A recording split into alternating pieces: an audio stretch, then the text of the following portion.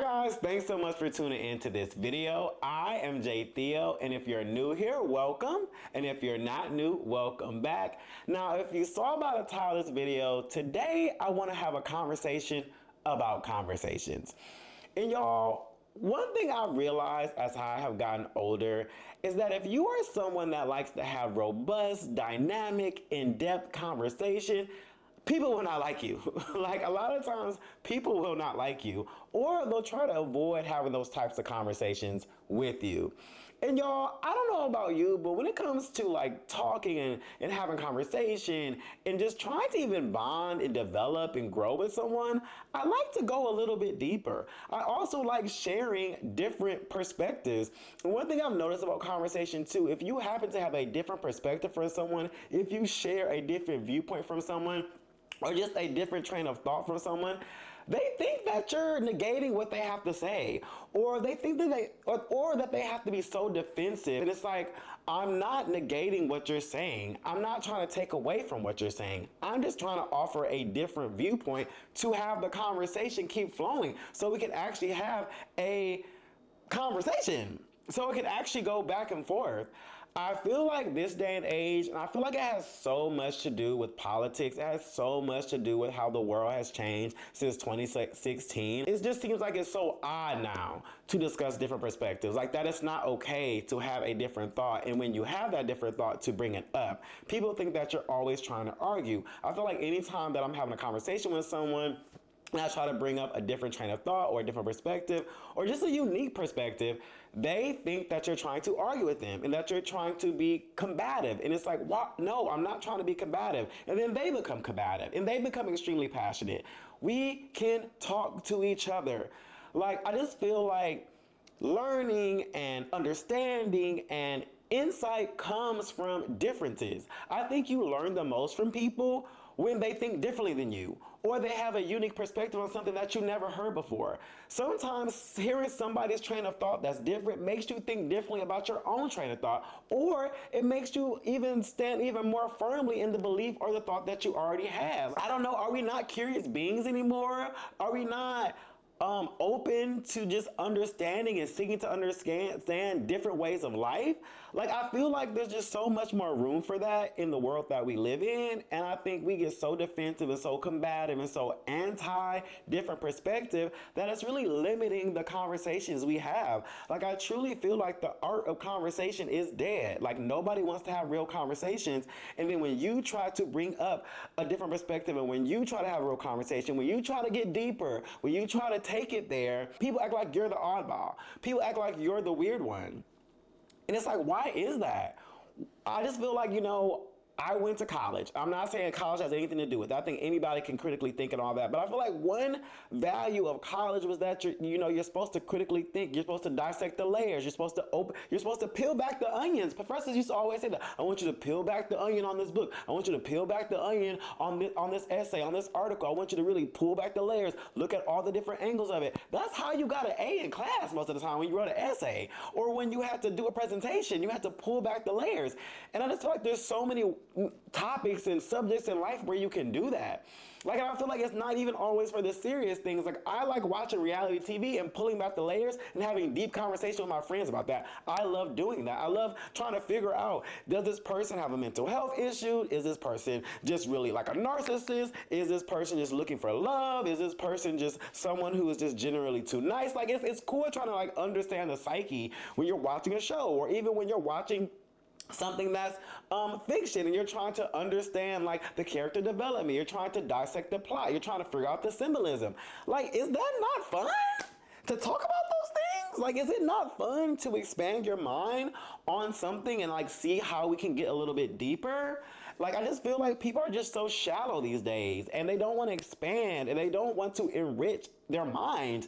And I feel like conversation, I don't know, I feel like when people say you can get lost in a conversation, that's one of my most favorite parts of life, is when I'm talking to someone and we get lost in a conversation and we're just going back and forth and we're just expanding on ideas, expanding on thought, and we're like, oh, let's talk about this, let's talk about this, have you thought about this? Like, I think that's just such a fun aspect of life, and especially when you connect and bond with another human, I just think that's really cool, and I feel like we don't really have those moments in the same way I feel like we used to, because everybody is so defensive and so combative. Everybody thinks that you're trying to negate what they're saying or negate their talking point when that's not the case. Sometimes when I'm asking a question, I'm just asking a question.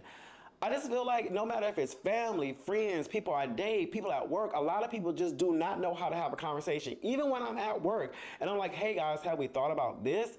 Or, oh, you know what? Maybe let's look at it this way. People think that you're trying to shoot them down or you're trying to take away shine in the meeting. It's like, girl, I'm just trying to understand a different way of thought. This way isn't working, or we've been doing this for so long, or maybe let's try to figure out how we can look at the business in a unique way to grow the business, or whatever the case. I just don't know why it's always like people think so negatively and that you're coming for them and coming after them. It's so odd. It's really odd. And as someone who does have a high emotional IQ and someone who actually I feel like has a high normal IQ, I was valedictorian in high school. I got scholarships to college. I love reading. I love expanding my mind. Like I love reading articles. I feel like sometimes it's like if you kind of want to learn more, expand more, you are kind of seen as the outcast of society because everybody else just wants to be so flatlined, you know, so surface, so whatever everybody thinks goes. People don't have unique thoughts anymore. And sometimes I feel like, is that the reason why people don't want to have real conversation? Do you even have a unique thought to offer? Have you even ever thought differently about something? Or have you even thought about why you believe in something? Y'all, that's the one thing that kills me, is that people will have these firm beliefs or these firm thoughts or firm opinions, and then when you ask them to expand on it and explain to you a little bit more, they don't have an answer for you. So you have this firm thought, this firm belief, this firm opinion, and then I ask you how you got there or why or where did this come from, or just for you to expand on it. Just expand more, okay? You have this thought, expand more on it. They cannot expand on it. They cannot give you reasons. They cannot elaborate why. And I think that's so wild that we as human beings can have firm thoughts, we can have firm perspective on things, but you have no reason or understanding or elaboration to why. If I have a firm belief in something, best believe I have a explanation and even an understanding for myself to why. I'm not saying you always have to be ready to explain this to someone, but you should at least have the understanding in your brain for yourself for why you think the way you do. I don't know, I think, and like I said earlier, I really think the politics, I really think the Trump effect, you know, the whole alternative facts and like the we don't believe in science and all these things, and the whole if I'm a Democrat, you're a Republican, we can't be friends, we can't even debate, we can't discuss. I feel like all those things linked together is what I feel like has disrupted conversation and just the depths we can go, and even just like understanding that conflict is normal, understanding that not seeing eye to eye is okay, and agreeing to disagree is okay. I have family members where we agree to disagree, but now it's like, okay, I have a better understanding of why you thought that way. I have a better understanding of why this is hard for you to understand. You start to like humanize people more. And you start to empathize more with their thoughts when you have a better understanding of how they think or why they think the way they do. We all think and build our thoughts based on our environment, based on so many factors. So when you can build a better understanding of why somebody thinks a certain way, then I feel like that only helps you get a better grasp of the person. It helps you be able to build a better bond with the person. It helps you to be able to better empathize with that person. You know what I'm saying, y'all? I don't know. I just want more for our society. I want more for our community. And I feel like with social media and our phones, we're getting further and further and further away from just like natural community and natural connection and natural bond. And I think not being able to have a real conversation with someone is a huge factor in that. And I just feel like we have to get back to that. And I think that we need to be more okay with being uncomfortable. Like, I understand social anxiety, and I get people have social anxiety and all those type of things, or people get nervous and shy. But you're only going to get more comfortable with having conversations or difficult conversations or dynamic conversations by having them. Some things you just have to live through and power through, and the more you do it, the easier it gets. The more uncomfortable conversations you have, the conversations start to become comfortable. The more conversations you start to like open up and pull back the layers, and you get a little bit deeper, then it gets easier to get deeper. I'm not saying every conversation needs to be deep, but I just think sometimes small talk is just too much. Like every conversation can't be about the weather. Every conversation can't be about your weekend. Every conversation can't be about just the little things in life. There's so much to talk about in the world. There's so much to dissect in the world. Why not do that? Why not open up more? And everybody's like, oh, don't open up more because I don't want to be vulnerable and everybody's fake. But like, sometimes opening up is for you. Sometimes opening up is not for the other person. Sometimes being able to elaborate, speak your thoughts out.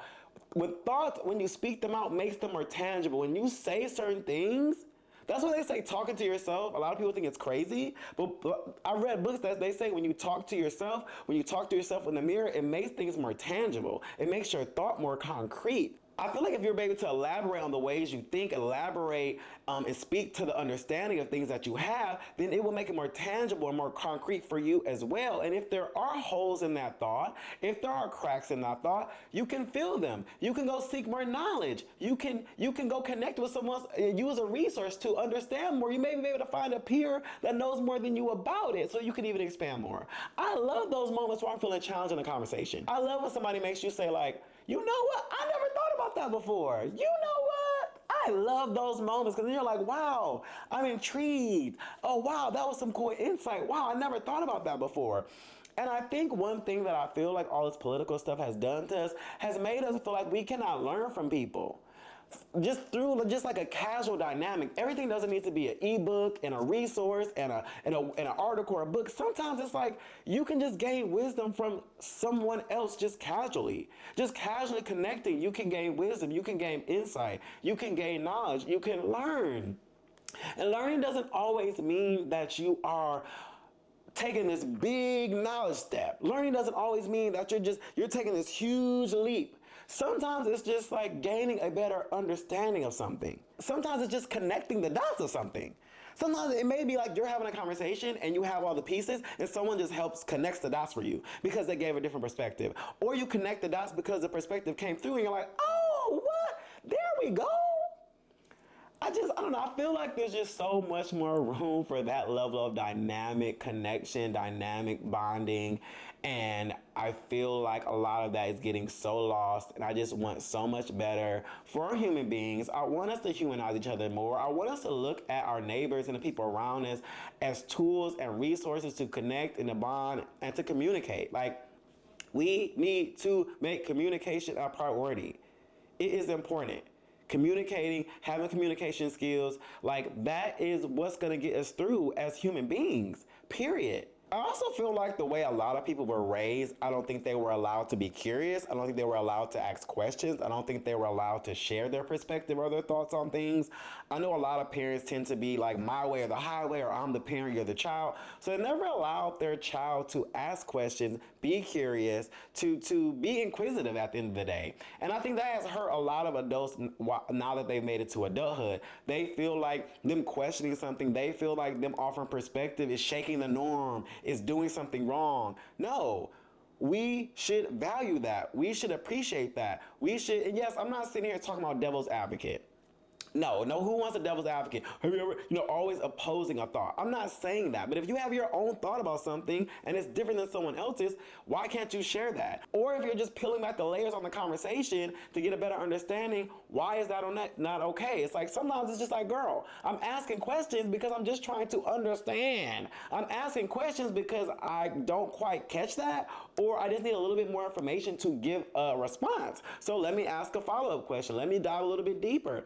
Like, I know a lot of people feel like, oh, if you're asking questions, you're being devil's advocate or you're just doing too much. No, I'm just genuinely trying to understand. And I feel like that seeking to understand is just not something that's valued in a lot of relationships, family, friendships. Like, people don't understand that there's value in seeking to understand. When I can seek to understand you a little bit better, I can build that bond with you and I can even respond with more care. I'm just trying to be more equipped for the conversation that we're having and more equipped for you, more equipped for your thoughts and who you are. I'm trying to be more equipped.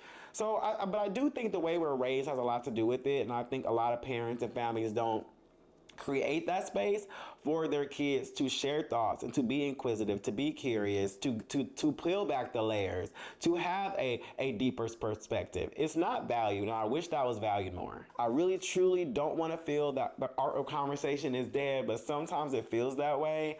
And even, I feel like for a lot of people, when they feel like they can't connect, they feel like they cannot build friendships. They feel like they cannot date. They feel like that they cannot even connect with a family member, because every time they say something, somebody thinks they're trying to negate it, somebody thinks they're trying to argue, somebody thinks they're trying to be combative. And at the end of the day, it's okay to agree to disagree. It's okay to not see eye to eye, but it's also okay to have these dynamic conversations and share different perspectives. There's nothing wrong with that. And I think the world, in turn, would be a better place if we could get back to that place. So ultimately, I challenge you, if you're watching this video, the next time you're having a conversation with someone, be curious, ask the questions why. Don't get upset, don't get defensive, don't get combative, but try to have a more dynamic conversation with them. Try to understand where they're coming from. And if you disagree, do not get upset. Just, oh, I never thought about it like that way, or I agree or disagree, or, have you heard of this perspective? There's ways to just keep a conversation going where it doesn't have to go negative. And even though I hate to say this, I feel like the debate with J.D. Vance and Tim Walz was a good example of how you can have conflict, how you can have disagreements, and you can still kind of have a conversation. I feel like in the last few years, debate-wise, I feel like this was the most normal debate I've seen in recent political history between J.D. Vance and Tim Walz. Yes, Tim Walz was a little socially awkward. Yes, J.D. Vance was very smug and he lied. But I feel like they had a lot of moments where they both were like, I agree, I agree, I agree, I agree. I understand where he's coming from. Like, that was cool to see, because I feel like we've lost that. And I challenge all of us to do that in our regular conversations. And I challenge us to open our mind and expand more and try to go a little bit deeper than the shallow surface with what we talk about and what we discuss.